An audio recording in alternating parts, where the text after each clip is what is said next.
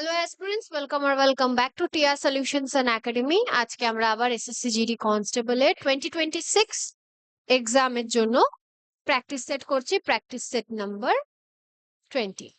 ওকে, first কোশ্চেনের দিকে চলে যাই। দেখো কি বলছে। The following sentences have been divided into parts. One of them may contain error. 5 miles are a long distance to walk. কি হবে বলো?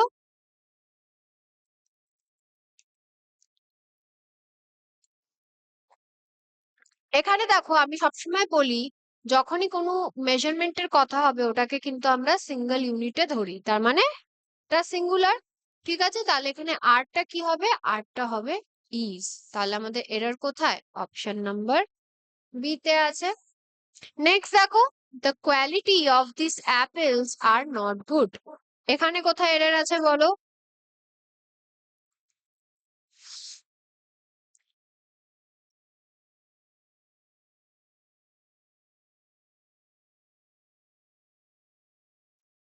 The quality of this apples are not good. কোয়ালিটিটা কিন্তু আমাদের এখানে সিঙ্গুলারের মতন কাজ করছে। ঠিক আছে, তাহলে ভার্বটা কি হবে? আমাদের ইজ হবে। তো অপশন নাম্বার সি তে আমাদের এরর। নেক্সট দেখো, I am looking forward to meet my friend. এটা কি হবে বলো? I am looking forward to meet my ফ্রেন্ডটার কি হবে?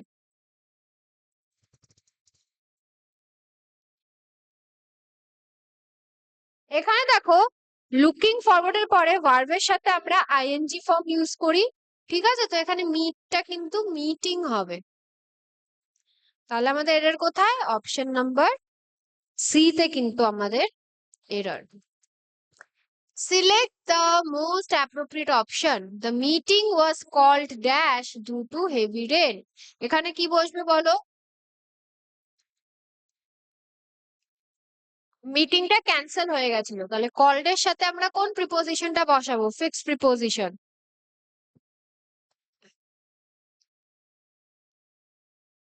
এখানে বসবে option number C, called off. The meeting was called off due to heavy rain. Select the incorrectly spelled word. এখানে ইনকারেক্টলি স্পেলড ওয়ার্ডের কথা বলছে, বাট এটা হচ্ছে কি তোমার এরর কারেকশনের কোশ্চেন। তো এখানে এটা কিন্তু হবে না। ঠিক আছে, এটা একটু ভুল হয়ে গেছে এখানে। তো দিস টেবল ইজ মেড, কি হবে? Made of. যখন কোনো কিছু দিয়ে কোনো কিছু তৈরি হয় তখন কিন্তু মেড অফ আমরা ইউজ করি। Select the option that expresses the meaning of the given idiom slash phrase. To read between the lines মানে কি? To read very fast, খুব তাড়াতাড়ি পড়া। To understand the hidden meaning, লুকিয়ে থাকা মানেটাকে বুঝে ফেলা। To read a poem, কোন রকমের কবিতা পড়া। বা to stop reading, বা পড়া বন্ধ করে দেওয়া। কি হবে বলো?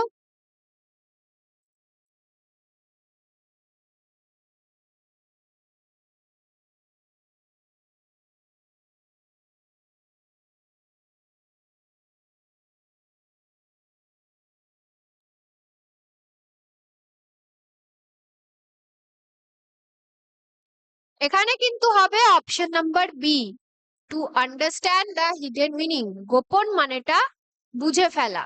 ঠিক আছে, select the option that expresses the meaning of given idiom slash phrase. Idiom বা ফ্রেজ এর মানেটা চেয়েছে। আ বোন অফ কন্টেনশন মানে কি? আ স্ট্রং বোন, একটা খুবই শক্তিশালী হাড্ডি। আ কজ অফ ডিসপিউট, ঠিক আছে, কোনো ঝগড়ার কারণ। আ হ্যাপি এগ্রিমেন্ট, একটা হাসি খুশি ব্যাপার। নাকি আ ডিলিশিয়াস মিল, নাকি খুব টেস্টি খাবার। তো আ বোন অফ কন্টেনশন মানে কি?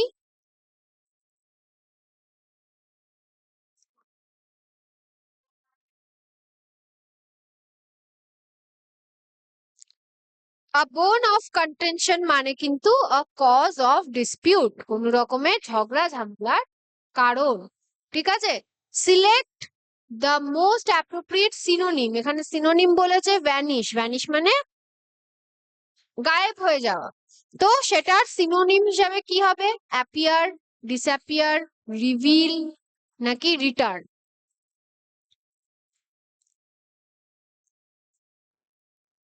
এটার কিন্তু হবে ভ্যানিশের কিন্তু হবে option number B, disappear. Vanish মানেও গায়েব হয়ে যাওয়া, ডিসঅ্যাপিয়ার মানেও কিন্তু গায়েব হয়ে যাওয়া। নেক্সট দেখো কি বলছে, সিলেক্ট দ্য মোস্ট অ্যাপ্রোপ্রিয়েট। এখানেও সিনোনিম চেয়েছে কিসের? ডেস্টিনি। ডেস্টিনি মানে কপাল, ঠিক আছে? আমরা বলি না এটা তোর কপাল, তোর হয়নি, এটা তোর কপাল, তুই এত ভালো চাকরি পেয়েছিস। তো সেই কপালকে আমরা কি বলি? লাক, ফেথ, স্কিল নাকি ট্যালেন্ট?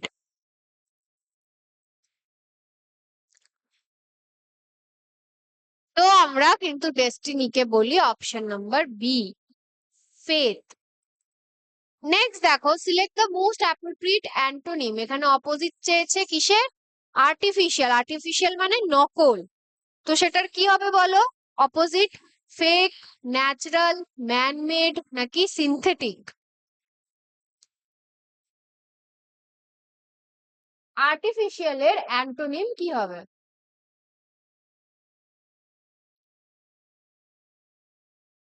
আর্টিফিশিয়ালের কিন্তু অ্যান্টোনিম হবে অপশন নাম্বার বি। আর্টিফিশিয়াল মানে নকল, আর ন্যাচারাল মানে হচ্ছে কি যেটা সত্যি, নিজের থেকে তৈরি, ঠিক আছে?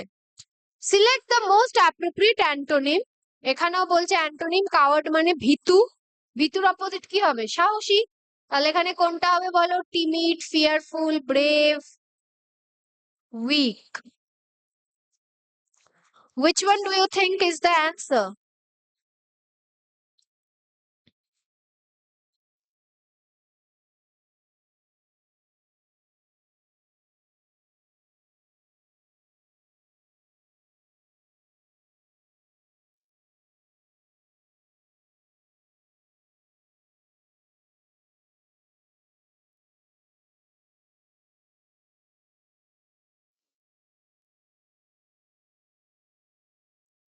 এটা কিন্তু হচ্ছে অপশন নাম্বার সি, কাওয়ার্ডের কিন্তু আমরা সাহসী, ব্রেভ বলি। Select the option that can be used as one word. A person who is 100 year old, যার 100 ইয়ার ওল্ড বয়স হয়ে গেছে, সেই মানুষদেরকে আমরা কি বলি? সেন্টেনেরিয়ান, অক্টোজেনারিয়ান, টিনেজার, অ্যাডাল্ট। কি হয় সেটা? যার 100 বছর বয়স হয়ে গেছে তাকে আমরা কিন্তু বলি সেন্টেনেরিয়ান। অক্টোজেনারিয়ান কাদের বলি? যাদের 80 ইয়ার বয়স হয়েছে, ঠিক আছে? টিনেজার তো হচ্ছে কি 13 থেকে 18 ইয়ার। আর তারপরে অ্যাডাল্ট হচ্ছে গিয়ে জেনারেল টার্মে আমরা যেটা ইউজ করি। নেক্সট দেখো, এটাও one word question. One who spends money recklessly, যে যেমন খুশি তেমন ভাবে পয়সা ওড়াচ্ছে, ঠিক আছে? তাকে আমরা কি বলি? মিজার, স্পেন্ডথ্রিফট, ব্যাংকার নাকি বেগার? যে পয়সার কোনো হিসাব রাখে না, যেমন তেমন করে পয়সা উড়াতে থাকে, তাকে কিন্তু আমরা স্পেন্ডথ্রিফট বলি। মিজার মানে যে গুনে গুনে টাকা খরচা করে, ব্যাংকার মানে যে ব্যাংকে কাজ করে, আর বেগার মানে তো হচ্ছে গিয়ে গরিব। এখানে ইনকারেক্টলি স্পেলড ওয়ার্ড অবশ্যই দেখো, কিউ আছে, কুইন আছে, কোয়াইট আছে, এটা কিউ এর অ্যাকচুয়াল ওয়ার্ড না। তো option number B answer. Next দেখো, ডায়লগ আর ডায়লগের মধ্যে দুটো ওয়ার্ডের মধ্যে একটার ভুল আছে, এই দুটো তো ঠিকই আছে, ঠিক আছে? তো ডায়লগের এই স্পেলিংটা ভুল, অপশন নাম্বার বি অ্যান্সার। এবার চলো আমরা কম্প্রিহেনশনে চলে আসি। India is a land of sorrow, festival, rivers, desert. India is a land of festival. এখানে দেখো রিভার্সও হতে পারে, ঠিক আছে? কিন্তু তুমি কোশ্চেন গুলো দেখো, দিওয়ালির লেখা আছে, তার মানে ফেস্টিভ্যাল রিলেটেড, তাই কিন্তু আমরা এখানে ফেস্টিভ্যালটাকে টিক করব, ঠিক আছে?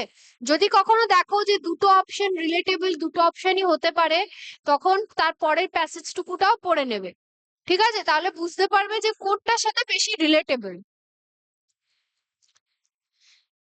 India is a land of festivals.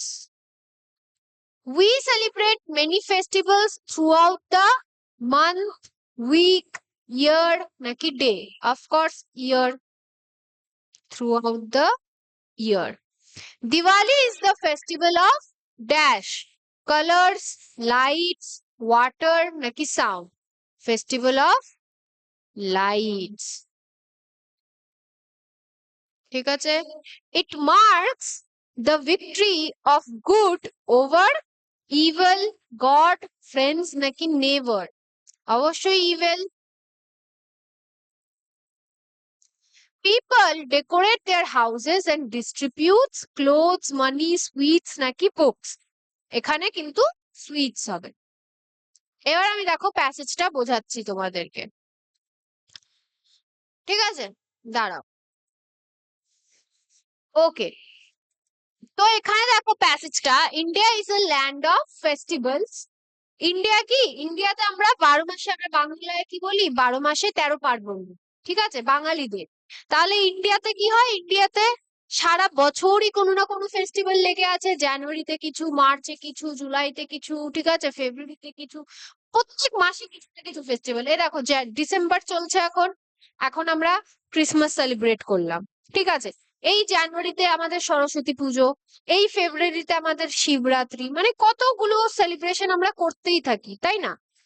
We celebrate many festivals through out the year. আমরা সারা বছরই কোনো না কোনো ফেস্টিভ্যাল সেলিব্রেট করি, হয়তো আমাদের স্টেটের হবে না কিন্তু অন্য স্টেটের তো হবে, তাই না? যেরকম দেখো সেপ্টেম্বরে গণেশ চতুর্থী হয়, তখন আমাদের স্টেটে কোন রকমের ফেস্টিভ্যাল থাকে না, ওটা মহারাষ্ট্রের ফেস্টিভ্যাল।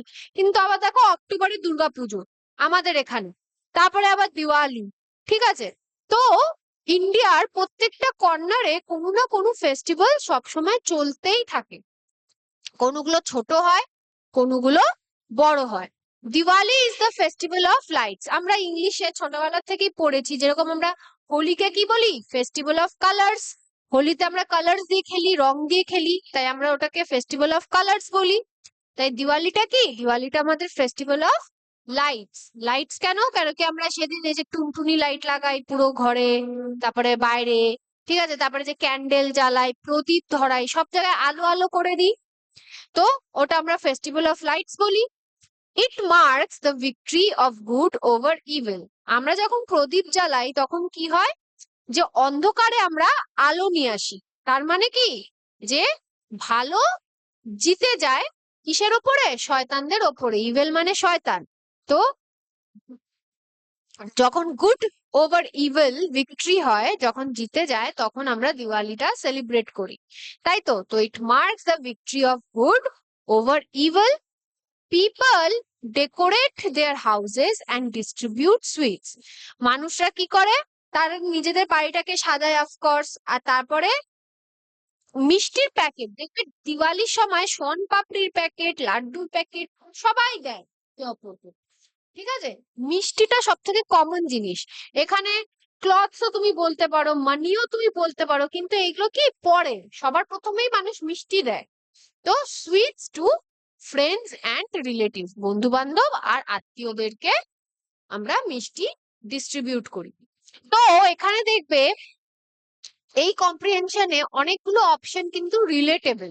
ঠিক আছে, কিন্তু সেন্টেন্সের সাথে যেই অপশনটা সব থেকে বেশি মিল খাবে সেই অপশনটা কিন্তু চুজ করবে।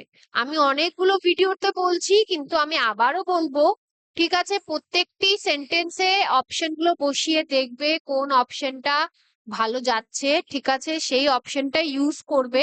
আর একটু নিজের ব্রেনটাকেও খাটাবে, কেন কি না দেখে না বুঝে যে কোনো অপশন বলে দিলেই তো আর হলো না, ওটার মানেও থাকা উচিত, সেন্টেন্সের সাথে মেলাও উচিত। ঠিক আছে, আর একটা কথা যেটা মাথায় রাখবে সেটা হচ্ছে গিয়ে, সেন্টেন্স কিন্তু কম্প্রিহেনশনের হিসাবেই হবে। মানে এই একটা সেন্টেন্সে সাপোজ তুমি যে ওয়ার্ডটা বসাচ্ছ, সেই সেন্টেন্সটা যাতে পরের সেন্টেন্সের সাথে রিলেটেবল হয়, সেটাও কিন্তু খেয়াল করবে। আর যদি ধরো একটা কোশ্চেনে তুমি ধরো এই লাইনটাই তুমি কোনো ওয়ার্ডটাই জানো না, তখন কি করবে, তুমি প্রত্যেকটা অপশনকেই বসিয়ে বসিয়ে দেখবে কোন অপশনটা যাচ্ছে, প্যারাটার সাথে কোন অপশনটা বেশি মিল খাচ্ছে। ঠিক আছে, তো সেই জিনিসটা কিন্তু একটু মাথায় রাখবে।